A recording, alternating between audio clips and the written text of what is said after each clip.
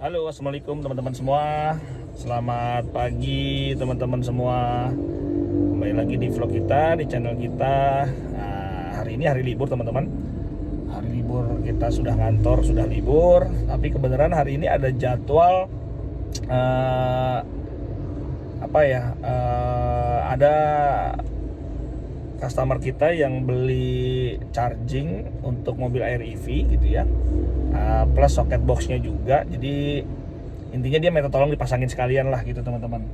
Nah kebenaran saya karena hari ini libur ngantor, jadi bisa ikut teknisi, jadwalnya teknisi masang ke rumah beliau gitu. Jadi saya mau ikut sekaligus, ya biasanya kan nggak pernah ikut ya, saya mau tahu aja seperti apa sih teknisi kalau lagi masang socket box di customer gitu teman-teman.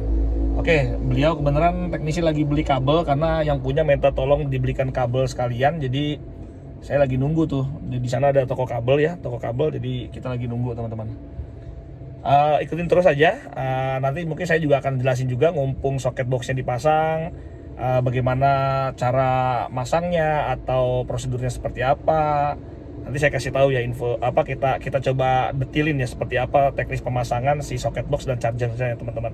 Oke, gitu aja dulu, ikutin terus teman-teman, jangan kemana-mana ya. Oke teman-teman, assalamualaikum. Nih kita sudah sampai di kediamannya Om Adi nih namanya. Beliau baru banget datang juga. Unit air EV nya warnanya kuning. Nah ini teman-teman lagi pada pasang socket boxnya ya teman-teman. Beneran di garasinya beliau nih kita masangnya. Ini teknisi lagi pada pasang socket box. Nah ini lagi pasang apa nih Om? Pasang kabel ya. Ini kita lagi pasang kabelnya, biarin deh, dia lagi pada pasang kabel. Nanti kita jelasin setelah sudah kepasang semua. Memang PLN belum datang ya, jadi PLN belum datang, jadi infrastruktur ininya udah kita buat dulu gitu.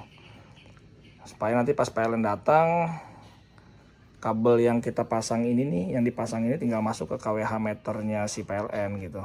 Oke lah, nanti kalau udah nggak ada teknisi di situ, udah selesai, baru kita ambil video lagi dah, kita jelasin seperti apa. Ini mobilnya warna kuning. Kalau kita warnanya biru tuh. Ini warnanya kuning.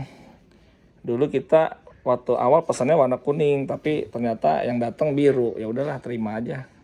Karena kuning katanya lama, inden lama banget gitu.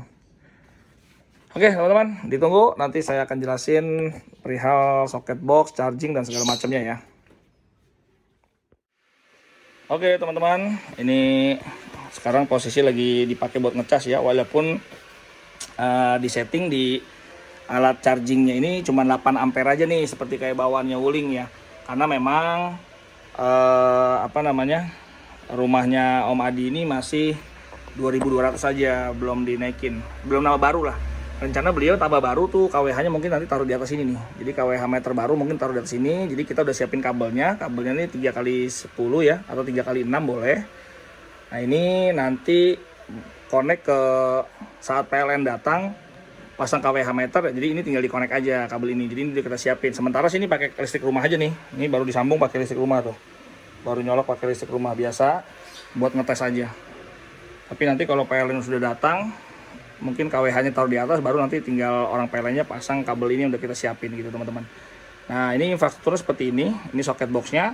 Jadi kita udah siapin di bagian sini tuh untuk charging yang portable tapi yang fast ya, yang support 32 ampere. Sementara ini kita siapin juga, ini tuh untuk charging yang, ini colokan rumah biasa lah intinya gitulah.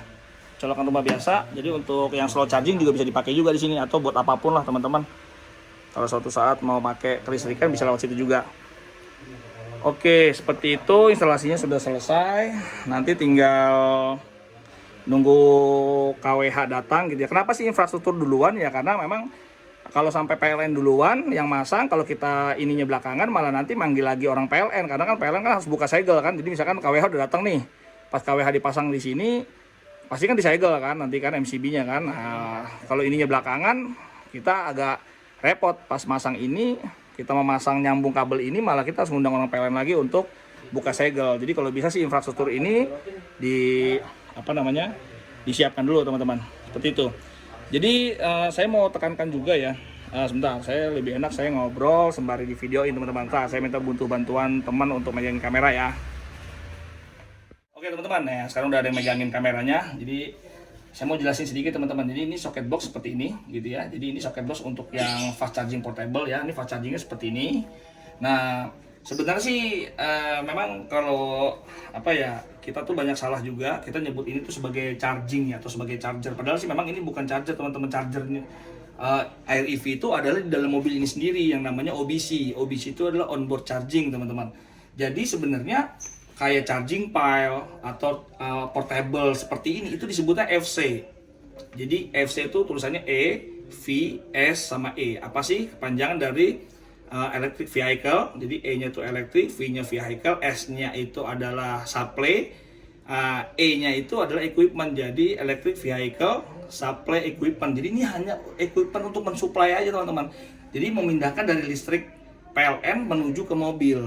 Jadi teman-teman jangan salah bahwa selalu banyak yang ngomong bahwa ini tuh charger fast charger lah, bagaimana kalau pakai fast charger di luaran lah, atau pakai charging pile di luar Wuling bagaimana. Sebenarnya ini tuh bukan charger. Jadi yang mencas baterai kita ini adalah OBC. Jadi ada seperti kayak adaptor atau OBC yang merubah dari tegangan AC menjadi DC, itu dia ditaruh di dalam mobil ini, namanya OBC teman-teman. Jadi sekali lagi ya, jangan anggap ini tuh sebagai charger. Ini hanya FC.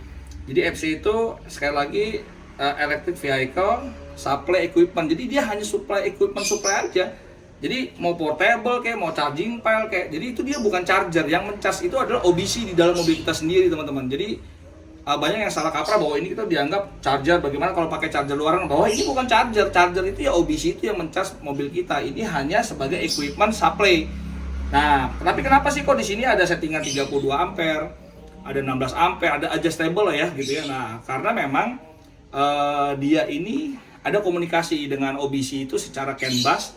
Nah, komunikasi secara CAN bus itu kita bisa atur bahwa si OBC itu kita kasih daya berapa, apakah kita kasih daya 32 ampere atau 6600 watt gitu ya, 6,6 kW, atau mau cuma 3,5 kW atau berapapun. Itu bisa diatur lewat hasil komunikasi antara si FC-nya ini. Saya sebutnya sekarang FC ya, bukan lagi charger seperti ini. Nah jadi hanya sekedar itu. Jadi sebenarnya kalau dilangsungin bisa nggak? Sebenarnya sih kalau langsungin bisa-bisa aja. Misalkan dari charger kita, dari pala charging gun kita tuh langsung aja ke panel tuh bisa gitu. Tapi nggak semudah itu gitu. Pada prinsipnya memang seperti itu. Tetapi itu membuktikan bahwa memang itu adalah bukan charging. Dia hanya supply aja, supply listrik gitu. Tapi nggak bisa seperti itu karena dia butuh komunikasi CAN bus, untuk saat tanya jawab kapan dia harus stop kalau dia sudah penuh. Terus juga kapan ada overcurrent, ada under voltage, ada over voltage gitu ya. Jadi di alat charging ini tuh ada banyak proteksi juga. Jadi misalnya tegangan di rumah kita nih, kayak di sini ada sekarang 214. Mungkin kalau di bawah 185 atau misalkan di bawah 100 berapa, dia akan cut off. Jadi OBC-nya itu akan memerintahkan bahwa ini tegangannya ngedrop, tolong di cut off. Nah itu ada komunikasi lewat CAN bus teman-teman. Jadi sekali lagi bahwa banyak orang bilang bahwa ya tadi misalkan pakai charging pile luaran atau charger portable luaran di lain Wuling, karena sekali lagi biar teman-teman tahu pada prinsipnya itu adalah ini bukan charger. Jadi ini hanya equipment supply dari listrik PLN menuju ke mobil kita, hanya itu aja. Yang terus tugasnya yang mencarger siapa dong? Yang charger itu adalah namanya OBC. Jadi di dalam sini ada kotak gitu ya, yang ada kipasnya kalau bunyi. Nah itulah yang mencarger. Jadi dia disebut dengan onboard charging gitu teman-teman. Oke, itu pengetahuan singkat tentang charger apa yang mencharging baterainya si EV ya gitu. Nah terus yang perlu diketahui juga kalau teman-teman udah pasang socket box seperti ini atau socket box buatan sendiri, dilengkapi dengan soket seperti ini ya, industrial type CE seperti ini harus pastikan bahwa ini tuh harus rapat teman-teman. Jangan sampai masangnya itu kendor ya, misalkan kendor seperti ini nih. Nah ini kendor nih kan, tidak rapat, ini membahayakan nih. Ini bisa meleleh juga nanti kalau terjadi panas gitu ya. Jadi pastikan bahwa ini tuh harus rapat. Nah rapat sampai ini mengunci nih, ini padahal mengunci nih. Nah ini kunci, jadi kalau ditarik juga nggak bisa nih. Selama ini mengunci dia nggak ditarik juga nggak bakal bisa. Nah ini penting juga karena bisa meleleh juga kalau dia kendor gitu ya. Itu kalau teman-teman yang pakai portable seperti ini gitu. Terus tegangan juga sama. Tegangan juga diperhatikan juga, makanya kenapa di socket box kita itu kita kasih di sini monitor untuk tegangan. Nah, supaya bisa baca tegangannya tuh rumah kita lagi berapa sih. Kalau rumah kita tegangannya turun sampai 160 apa 170, jangan dipaksain teman-teman. Karena nanti Kalau teman-teman paksain itu ampere jadi tinggi. Nah, ampere yang kebuang itu jadi tinggi bisa jadi menyebabkan si portable ini komunikasi dengan OBC itu memerintahkan ada terjadi overcurrent, karena misalkan kita setting 32 ampere. Kita setting lagi 30 ampere chargernya atau FC-nya ini, tapi teman-teman tegangannya drop. Karena tegangannya drop, otomatis ampere jadi tinggi. Mungkin bisa jadi 33,1, padahal di settingnya 32. Mungkin alat OBC-nya dibatasin, kalau misalkan dia di setting lagi 32, tapi ternyata karena under voltage di bawah, otomatis ampere jadi naik. Nah, bisa jadi ada batas toleransi di ampere naik yang menyebabkan dia putus juga komunikasi gitu. Jadi di cut off lah kasarnya gitu, karena terlalu overcurrent. Nah, itu juga teman-teman bisa pantau juga dari tegangan yang ada di sini gitu ya, di alat metering digitalnya ini gitu teman-teman. Jadi pertama bahwa teman-teman harus pantau tegangannya, pastikan tegangannya itu tidak drop banget gitu ya. Terus karena sayang juga kalau sampai tegangan drop ampere tinggi, berarti biaya yang dibayar jadi lebih mahal. Harusnya misalkan kita bayar cuma 31 ampere gitu per kWh, tapi kita per kWh-nya jadi akan lebih mahal karena kita mengkonsumsinya tuh ampere gede. Padahal yang masuk bebannya ya sama, 6,6 kW juga, 6600 watt juga, tapi ampere yang dihasilkan jadi tinggi. Mau nggak mau token kita, meteran kita, kWh juga jadi mahal. Itu juga jadi perhatian juga.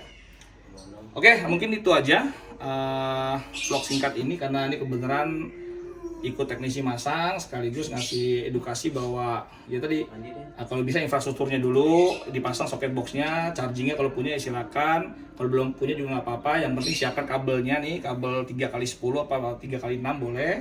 Dipastikan mereknya harus merek yang bagus. Ini seperti ini merek Supreme. Jadi kabel yang kategorinya masih 5 besar.